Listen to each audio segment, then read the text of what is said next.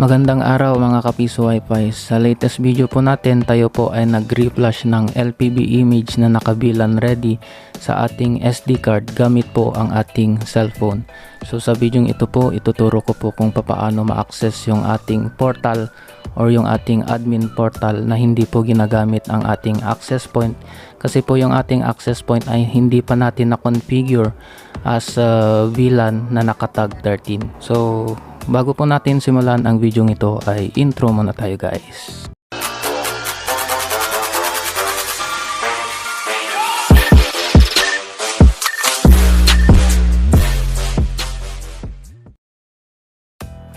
So ito na nga guys yung ating bagong flash or reflash na LPB image na nakabilan ready. So binaba ko na rin yung aking access point na TP-Link EAP110. Pero hindi pa po yan na reset o na configure as VLAN na nakatag 13. So binaba ko lang po dyan, and siguro po gagawan ko po yan ng separate video tungkol sa pag reset naman sa ating TP-Link, at sa ibang video siguro ay yung ating pagko-configure as VLAN tag 13 gamit naman ang ating cellphone. So yun po ang aking Vendo. So antayin po nating makapag-boot up para pa-test na po natin. Ayan, so nag-boot up na po siya. So yung ating flinash po na image ay VLAN ready. So testing po nating mag-connect sa aking access point na hindi naka-VLAN ready kung kukonek nga ba siya o hindi. So yan po yung aking access point na Ondong Piso Wi-Fi. As you can see po, connecting lang siya and no IP allocation po. So dapat po yan, i-reset po natin yung ating access point, and then i-reconfigure po natin as VLAN na nakatag 13 din para po mabasa ng ating Vendo yung ating access point. So paano nga ba natin ma-access yung ating portal or yung ating admin portal na hindi po ginagamit yung ating access point? So ganito po yan.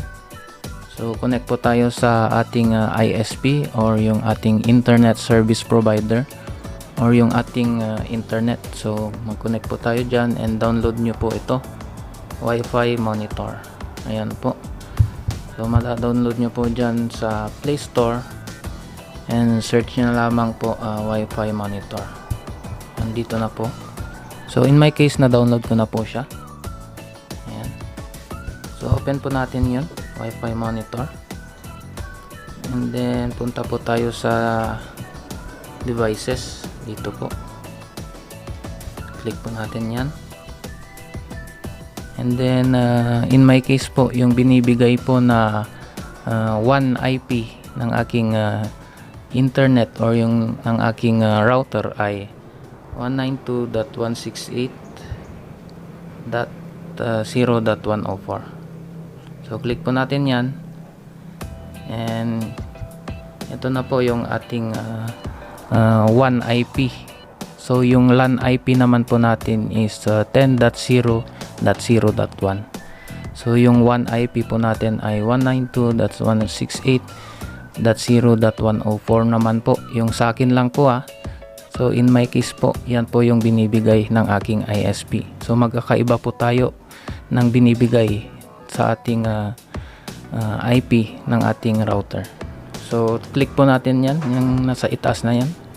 So testing po natin kung ma-open po yung ating portal. So nakakonect po tayo sa ating ISP. So wala pong AP yan, wala po tayong access point. So click po natin yung nasa taas. Ayan. So mare-redirect po tayo sa ating portal. As you can see po, na-open po natin yung ating portal and makakapaghulog po tayo or mapipindot po natin itong insert money. Example po. Ayan. So working po siya guys. So nalaman na po natin yung ating 1 IP na 192.168.0.104. So yung gagawin na lang po natin para ma-access po yung ating admin portal naman po ay dadaglagan lang po natin yan ng /admin. So magiging 192.168.0.104/admin naman po. So testing po natin. So open po natin yung ating browser, any browser po. In my case po, Chrome browser po yung gagamitin ko. Then type po natin yung kanina, 192.168.0.104/admin. Oops. /admin. Ayan na po guys. So yan na po yung aking 1IP admin portal po. So click po natin yung enter. So tignan po natin kung ma-open po natin yung ating admin portal. Ayan, so as you can see guys, na-open na po natin yung ating admin portal or yung admin panel po natin. Ayan. So yung default po ay admin, tsaka yung password po ay 123456789. So yun po yung default username and password ng LPB. So yun, na-open na po natin yung ating dashboard. So ito na po yung ating admin panel or yung admin portal po natin. So fresh na fresh po yung ating dashboard. So yan, check po natin tong mga settings. So sa maintenance, ayan. So successfully activated po. Fully activated yung ating LPB license. So automatic na pong nag-activate yung ating license pagkatapos po nating rini-flash. So yan, naka-VLAN na rin tayo and naka-VLAN tag 13 po.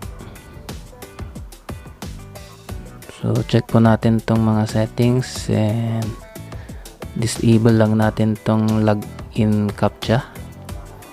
And tong TTL settings naman, number 1 lang yan kasi po para po hindi po makashare ng internet or hindi maka-hotspot yung ating mga clients sa ating piso wifi po. Ayan siya guys. So check naman natin yung ating system status. Ito siya guys. Ayan. So click po natin yan. And dito mo natin makikita yung ating LAN IP, 1IP, LAN admin panel, tsaka 1 admin panel po natin. Ayan po. Yung LAN IP po natin ay 10.0.0.1. Yung 1 IP naman po natin ay 192.168.0.104. Yung LAN admin panel po natin ay 10.0.0.1/admin. At saka yung 1 admin panel po natin ay 192.168.0.104/admin.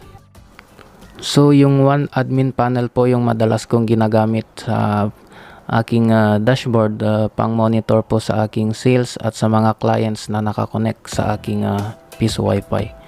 At ginagamit ko rin po in case na magka-aberya yung aking access point.